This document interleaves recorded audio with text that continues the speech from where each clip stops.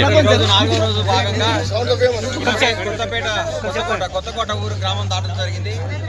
కొత్తకోట ప్రజలు అపూర్వమైన స్వాగతం వీడుకోలు పలికారు. ముఖ్యంగా మా ఆత్మీయులు మా మిత్రులు శ్రీ గంగాధర గౌడ్ గారి నేతృత్వంలో జరిగిన ఈ యాత్ర నాకు జీవితంలో మరపురాంది. నా హృదయపూర్వకంగా కొత్తకోట ప్రజలకు ఒకసారి ధన్యవాదాలు తెలియజేసుకుంటూ శ్రీ వెంకటేశ్వర స్వామి సన్నిధికి ఆయన ఆశీర్వాదం కోసం ఆయన దర్శనం కోసం అడుగేస్తున్నాను. మీ అందరి ఆశీస్సులు కావాలి. ఇది రాజకీయ యాత్ర కాదు, ఇది దేవుడి యాత్ర, ఇది సంకల్ప యాత్ర. ధన్యవాదాలు. అసలైన తొలి వెలుగు. ఫాలో వాట్సాప్ @తొలి వెలుగు official.